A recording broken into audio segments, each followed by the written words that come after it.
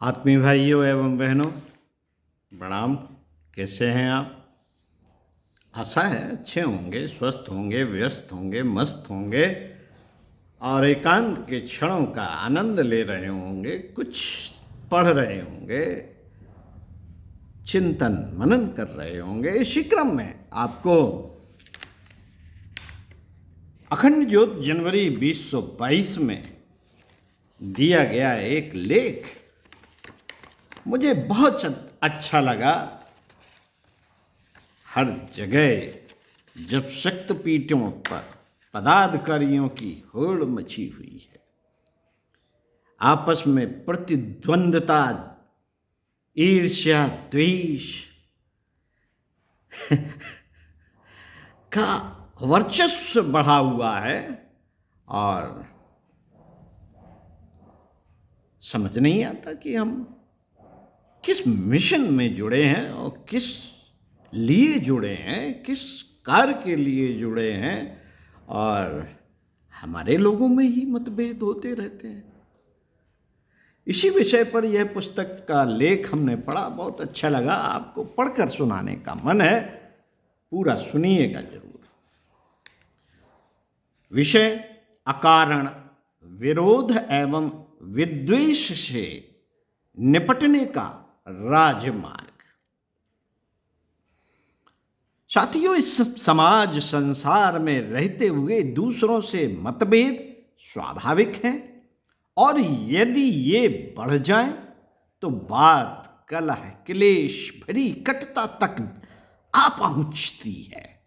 मानवीय मन की प्रकृति अहंकार के स्वरूप और लोक चलन के सम्मिलित प्रभाव के चलते यह कब दैनिक जीवन का हिस्सा बन जाए, घर घर एवं समाज की कहानी बन जाए, पता नहीं चलता। लेकिन व्यक्ति से लेकर परिवार एवं समाज की सुख शांति के लिए तथा सर्वतोमुखी विकास की दृष्टि से यह स्थिति वांछनीय नहीं है।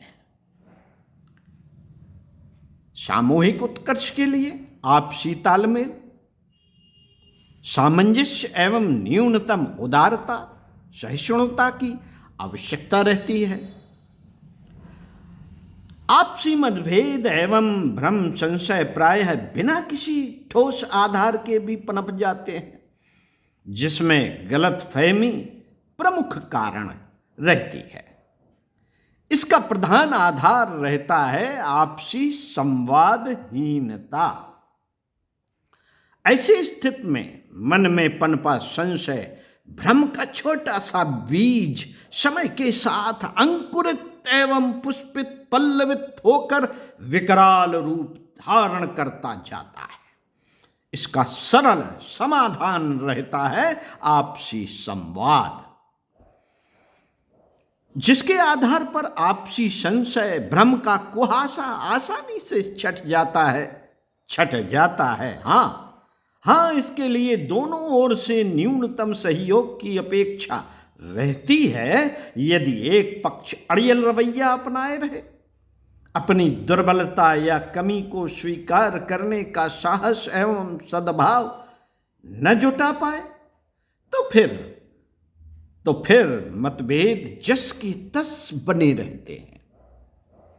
लेकिन समाधान तो अंततः आपसी संवाद के आधार पर ही सुनिश्चित होता है। नंबर 2, जब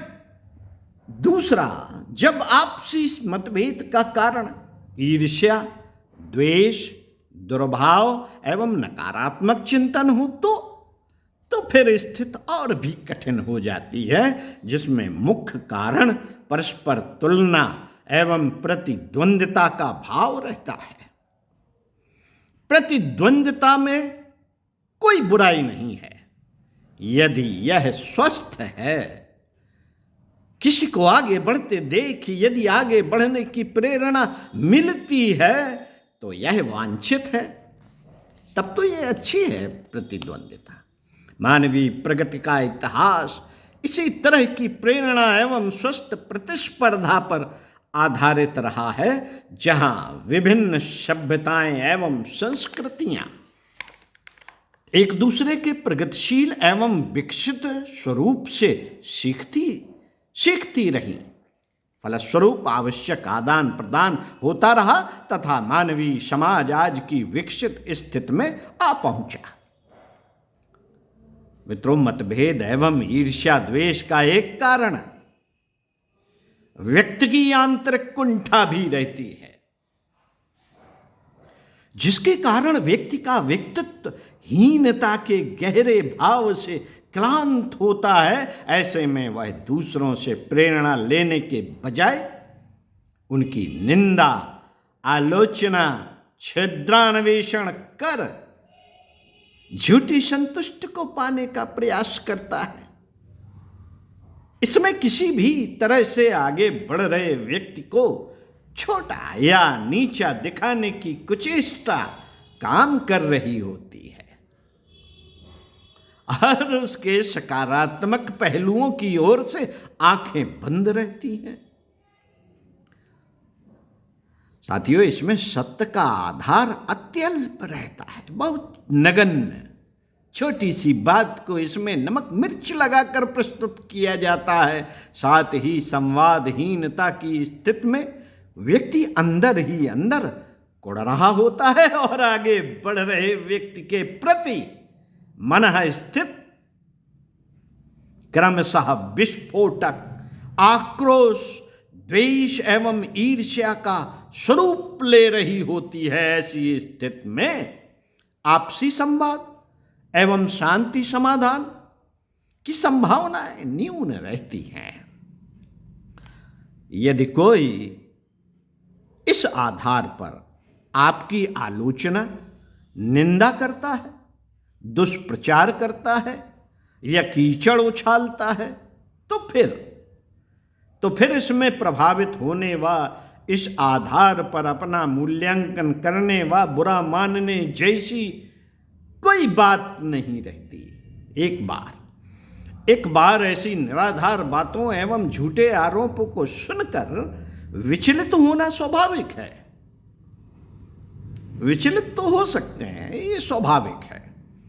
लेकिन यदि हम अपने सत्य के प्रति सजग एवं अड़िग हैं व आवश्यक सुधार के लिए तैयार हैं, तो फिर ये आरोप हमारे लिए चित्त शुद्धि एवं आत्म परिष्कार के सुअवसर बन जाते हैं और ये हमें जीवन के प्रति और स्पष्ट तत्व दृष्टि का वरदान देकर जाते हैं। ऐसे में प्रतिपक्षी को उसी की भाषा में जवाब देने का अर्थ हुआ कि हम भी उसी के स्तर तक गिर रहे हैं, हमारा भी स्तर उतना ही गिरा हुआ है। यदि वह कीचड़ उछाल रहा है तो हम भी कीचड़ उछाल कर उसका जवाब दे रहे हैं। इस कीचड़ की होली में दोनों पक्ष के चेहरे बदरंग होने सुनिश्चित है। मित्रों, लेकिन समाधान की दृष्टि से हाथ में कुछ भी लगने वाला नहीं, बल्कि तमाशा देखने वालों के लिए दोनों पक्ष मनोरंजन का माध्यम अवश्य बन जाते हैं। साथियों, ऐसी स्थिति में आवश्यकता दूसरे के आरोपों, निंदा, अपमान, कटुवचन आदि के मर्म को समझने की है।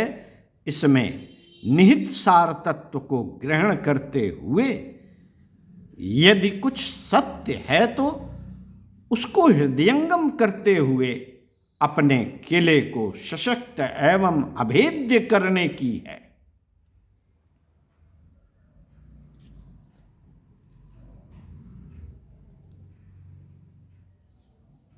ऐसे में व्यक्ति को संयम, स्वाध्याय, साधना एवं सेवा के मानदंडों पर कसते हुए उपासना, साधना एवं आराधना की त्रिवेणी में स्नान करते हुए अपने अस्तित्व की जड़ों को और सुदृढ़ किया जा सकता है। मित्रों,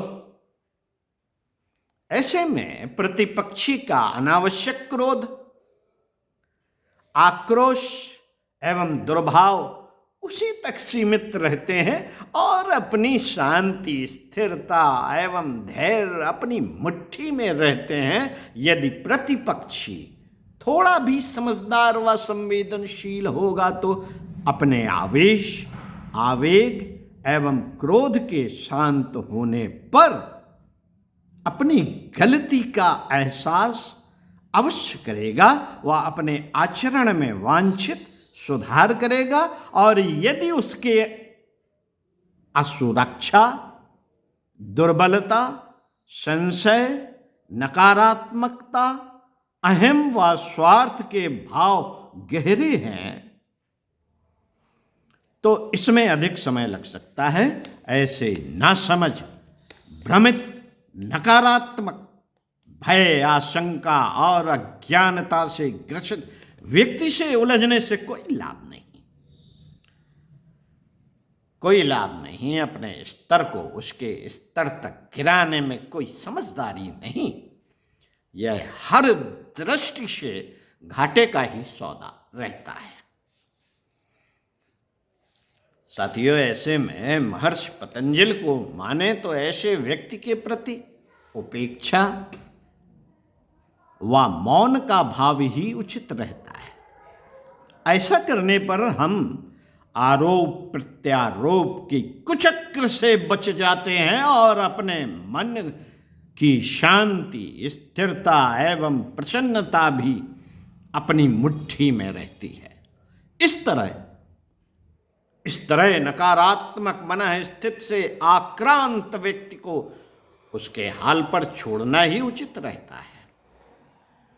ईश्वरीय विधान पर आस्था हमें अपने श्रेष्ठ कर्मों पर केंद्रित होने की समझ व शक्ति देती है।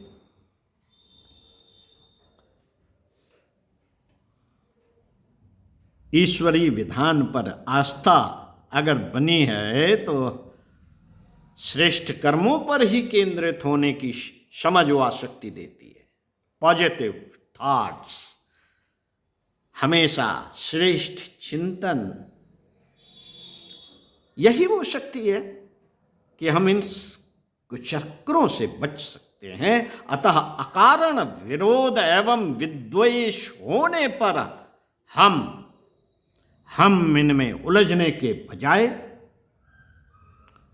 अपने शुभ कर्मों पर ध्यान दें, अपने कर्तव्य कर्मों पर केंद्रित रहें, अपने पुण्य एवं तप की कोश में वृद्धि करते रहें। समाज एवं लोक हित में जो कुछ बन पड़ रहा हो उसमें संलग्न रहें। विराट लक्ष्य पर केंद्रित यह मनः स्थित ही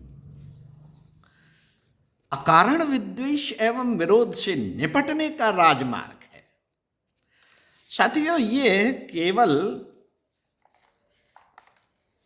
यह लेख यह स्पष्ट करता है कि हमारे गायत्री मिशन में भी इस तरह के अचानक विद्वेष, द्वेष, ईर्ष्या आदि आते रहते हैं और इससे निपटने का यही कुछ कारण है कि एक तो आपसी संवाद नहीं होता और स्वाध्याय, सत्संग, चिंतन, मनन आदि नहीं करते। आराधना, साधना, आराधना, उपासना, साधना, आराधना की त्रिवेणी में स्नान नहीं करते और ईश्वर पर आस्था केंद्रित नहीं करते। यही हमारे सारे व्यक्तित्व निर्माण में बाधक है, हमारे यही परिवार निर्माण में बाधक है और यही समाज निर्माण में उतरने पर हमारे समक्ष यह बाधाएं बनकर सामने आते हैं और इन्हीं से निपटना है। ओम शांति। आशा है अच्छा लगा होगा यह लेख आपको। सुनते रहिए स्वाध्याय, सत्संग, चिंतन, मनन करते रहिए।